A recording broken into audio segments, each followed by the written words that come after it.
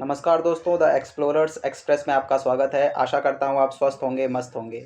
ऐसे स्टूडेंट्स जिन्होंने अपनी ग्रेजुएशन की पढ़ाई पॉलिटिकल साइंस में की हुई है और पीजी में एनरोल होना चाहते हैं और जिन्होंने सीयूटी पीजी एंट्रेंस एग्ज़ाम के लिए अप्लाई किया हुआ है, तो ऐसे स्टूडेंट्स के लिए द एक्सप्लोरर्स एक्सप्रेस लेकर आया है पॉलिटिकल साइंस स्ट्रीम या पॉलिटिकल साइंस स्टूडेंट्स के लिए फ्री कोर्सेज। सो दोस्तों, हम इस वीडियो में सिलेबस को लेके चर्चा करेंगे कि एनटीए द्वारा जो भी प्रिस्क्राइब पॉलिटिकल साइंस का जो सिलेबस है वो क्या है और क्वेश्चंस कहाँ से आएंगे और क्वेश्चंस कैसे होंगे, इस पे हम डिस्कस करेंगे और एग्ज़ाम के पैटर्न के बारे में भी जानेंगे। तो दोस्तों, ऐसे स्टूडेंट्स जिन्होंने सीयूटी पीजी के लिए एनरोल किया हुआ है ऑलरेडी, उनके पास अब से लगभग 1 से डेढ़ महीने का समय है। प्रिसाइसली कहें तो हमारे पास 1.5 से 2 महीने का समय है। तो आपके जो एग्ज़ाम्स हैं वो लगभग कंडक्ट होंगे 13 मार्च से लेके 31 मार्च के बीच में।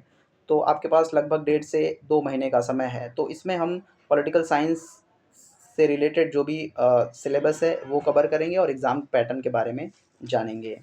तो दोस्तों, सीयूटी पीजी का जो एग्ज़ाम है, इसमें जो आपका एग्ज़ाम पैटर्न होने वाला है वो मोस्टली आपके 75 एमसीक्यू सब्जेक्ट्स होने वाले हैं, एमसीक्यूज़ होने वाले हैं जो कि आपके सब्जेक्ट नॉलेज से होंगे। ठीक है?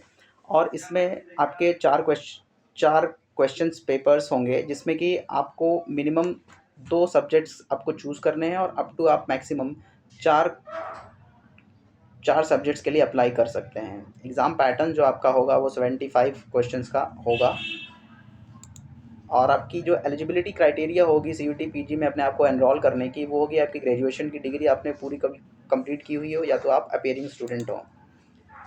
और डिफरेंट कैटेगरीज़ के लिए डिफरेंट परसेंटाइल या परसेंटेज का भी कैटेगराइजेशन किया गया है। अगर आपको कंप्लीट जानकारी उसके बारे में चाहिए तो आप एनटीए द्वारा जारी ब्रोचर के बारे में ब्रोचर एनटीए द्वारा जारी ब्रोचर को देख सकते हैं, उसमें सारी जानकारी को आप प्राप्त कर सकते हैं। जो आपकी एग्ज़ाम डेट होगी वो आपकी 13 टू 31 मार्च 2025 के बीच में रहने वाली है। और एग्ज़ाम स्ट्रेटजी आपकी किस प्रकार से होगी हम इस पे भी डिस्कस करेंगे। Exam strategy in the sense कि ये होगा कि हम सिलेबस को किस प्रकार से कंप्लीट करेंगे और किस वे में जाएंगे। और आपका जो हम कोशिश करेंगे कि आपका सिलेबस जो हो कंप्लीट हो और उसके बाद जो है हम एग्ज़ाम स्ट्रेटजी में जो प्रीवियस ईयर्स के जो एमसीक्यूज़ हैं और कुछ ऐसे क्वेश्चन जो होंगे टॉपिक वाइज हम उसको कवर करेंगे। नेक्स्ट हम बात करेंगे सिलेबस की। कंप्लीट सिलेबस हम देखेंगे एनटीए द्वारा जो भी जारी किया गया पॉलिटिकल साइंस के लिए।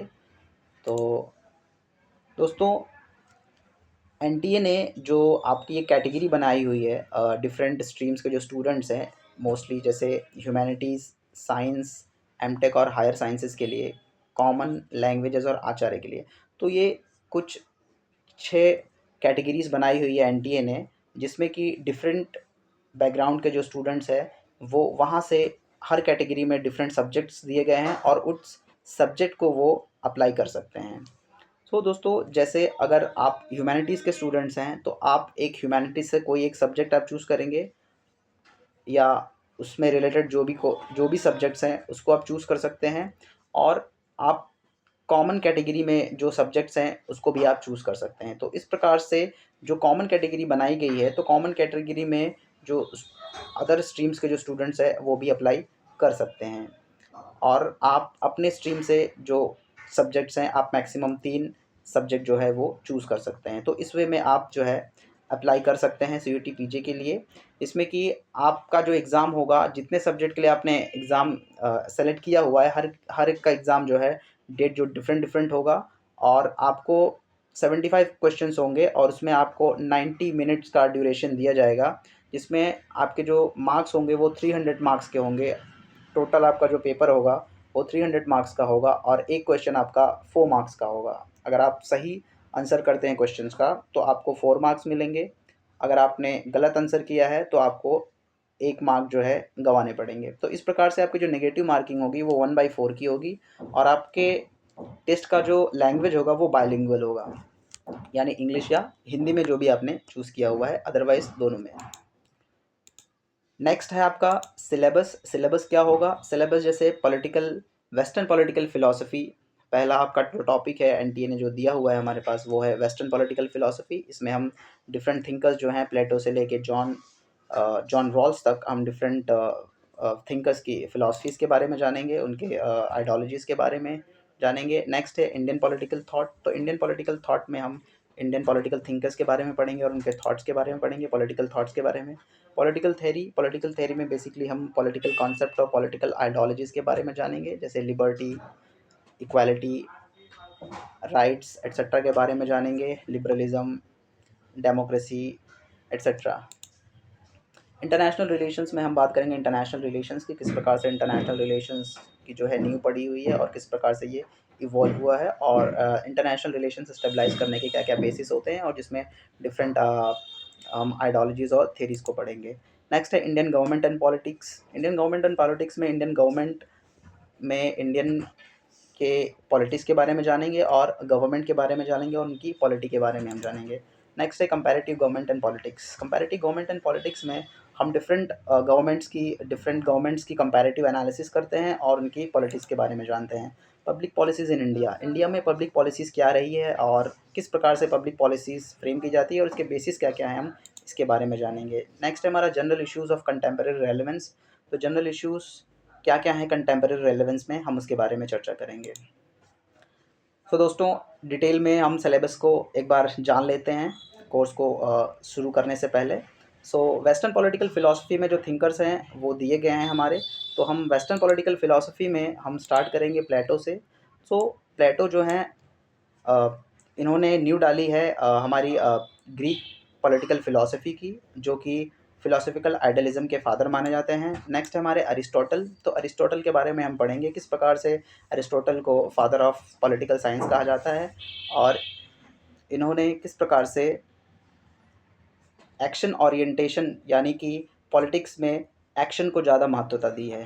क्योंकि प्लेटो जो है, प्लेटो ज़्यादा आइडिया पे फ़ोकस करते हैं, जो कि अरिस्टोटल एक्शन पे ज़्यादा फ़ोकस करते हैं। नेक्स्ट हम बात करेंगे मैकियावेली की, किस प्रकार से मैकियावेली को father of modern political theory कहा जाता है और किस प्रकार से इन्होंने एथिक्स को पॉलिटिक्स से सेपरेट किया है और इस पे डिस्कशन किया है, इसके बारे में जानेंगे। नेक्स्ट हम हॉब्स, लॉक और रूसो के बारे में जानेंगे। हॉब्स, लॉक और रूसो जिन्होंने सोशल कॉन्ट्रैक्ट थ्योरी दी हुई है स्टेट की, तो उसके बारे में हम पढ़ेंगे। नेक्स्ट हम जे.एस. मिल के बारे में जानेंगे। जे.एस. मिल ने जो थ्योरीज़ दी हुई है, पॉलिटिकल थ्योरीज़ दी है, उनके बारे में हम डिस्कस करेंगे। तो जे.एस. मिल जो कि यूटिलिटेरियनिज़्म थिंकर हैं और यूटिलिटरिज़म थिंकर के बारे में जानेंगे। लॉक साहब जो हैं, मिस्टर लॉक, तो लॉक को फादर ऑफ लिबरलिज़्म कहा जाता है। रूसो फादर ऑफ रोमांटिसिज्म और the spiritual father of French revolution भी कहा जाता है। हम मार्क्स के बारे में जानेंगे। मार्क्स ने कम्युनिज़्म की आइडियोलॉजी दी है और सोशलिज़्म, कम्युनिज़्म मार्क्स के, और डिफरेंट आइडियोलॉजीज़ के बारे में हम जानेंगे। जॉन रॉल्स की जस्टिस के बारे में हम पढ़ेंगे और डिफरेंट जस्टिस के क्या-क्या बेसिस होने चाहिए, और जॉन रॉल्स के द्वारा दी गई और आइडियोलॉजी जो हैं और जो थिंकिंग्स हैं उसके बारे में हम पढ़ेंगे। जॉन रॉल्स की डिस्ट्रीब्यूटिव जस्टिस के बारे में मोस्टली हमको पढ़ना है, या उनसे रिलेटेड और भी जो चीज़ें हैं हम उनकी जानकारी प्राप्त करेंगे। नेक्स्ट हम पढ़ेंगे इंडियन पॉलिटिकल थॉट के बारे में। तो इंडियन पॉलिटिकल थॉट्स में कुछ थिंकर्स हैं, हम उनके पॉलिटिकल थॉट्स के बारे में जानेंगे, जैसे कौटिल्य हैं। तो कौटिल्य का एडमिनिस्ट्रेशन और उनके सप्तांग थ्योरी के बारे में हम डिस्कस करेंगे। सावरकर की हिंदुत्व पॉलिटिक्स के बारे में जानेंगे। अम्बेडकर के सोशलिज़्म के बारे में देखेंगे हम, किस प्रकार से इन्होंने डाउन ट्रोडन्स के लिए वर्क किया है और उनके उत्थान के लिए जो काम किए हैं उनके बारे में पढ़ेंगे। गांधी के बारे में पढ़ेंगे, गांधी के सत्याग्रह, नॉन वायलेंस, इस सब के बारे में पढ़ेंगे। Raja Ram Mohan Roy father of Indian renaissance, evolution of sati, और किस प्रकार से उन्होंने सोसाइटी और अन्य लोगों के लिए काम किया है, हम उसके बारे में पढ़ेंगे। नेक्स्ट हम बात करेंगे पॉलिटिकल थ्योरी की। तो पॉलिटिकल थ्योरी में हम पढ़ेंगे कॉन्सेप्ट्स ऑफ लिबर्टी। लिबर्टी के क्या कॉन्सेप्ट्स हैं? Equality, justice, sovereignty, citizenship and gender, democracy, human rights, state, contemporary issues, feminism, ideology. Next हम पढ़ेंगे इंटरनेशनल रिलेशंस के बारे में। तो इंटरनेशनल रिलेशंस में हमारे पास जो टॉपिक्स है वो कुछ इस प्रकार से हैं, रियलिज़म और लिबरलिज़म। तो इंटरनेशनल रिलेशंस की जो शुरुआत होती है लगभग फर्स्ट वर्ल्ड वॉर या उसके बाद से स्टार्ट होती है, और किस प्रकार से ये इवॉल्व हुआ है हम उसके बारे में देखेंगे। तो स्टार्टिंग में जो कॉन्सेप्ट रहा है इसका, रियलिज़्म और लिबरलिज़्म का डोमिनेंट कॉन्सेप्ट रहा है, हम उसके बारे में जानेंगे। 1945 के बाद कोल्ड वॉर पॉलिटिक्स क्या है, हम उसके बारे में चर्चा करेंगे। नैम, शार्क, यूएनओ, आसियान और ईयू के बारे में जानेंगे, जो कि इंटरनेशनल ऑर्गेनाइजेशंस हैं। नेक्स्ट है India's foreign policy particularly with China, China के साथ इंडिया की फॉरेन पॉलिसी क्या है उसके बारे में देखेंगे। पाकिस्तान और यूएसए की क्या फॉरेन पॉलिसी रही है इंडिया के पर्सपेक्टिव में, हम उसके बारे में भी जानकारी देंगे।